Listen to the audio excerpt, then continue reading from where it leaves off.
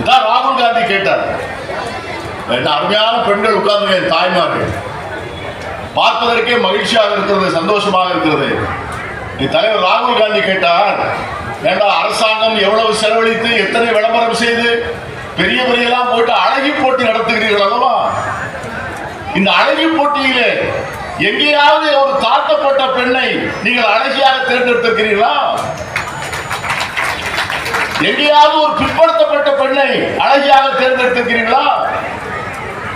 அழகி போட்டி வைத்து கூட அந்த கிரீடம் சூட்டுவதை கூட ஆதிக்க சாதியினரான நீங்கள் தானே தேர்ந்தெடுக்கப்படுகிறீர்கள். இதை கேட்பதற்கு இந்த தலைமுறைக்கு ஒரு தலைவன் வேண்டும். அதைத்தான் இங்கே இன்று பிறந்தநாள் விழா கதாநாயகனாக கொண்டுகிற உதயநிதி கேட்கிறார். விஸ்வகர்மா திட்டம் என்று சொல்லி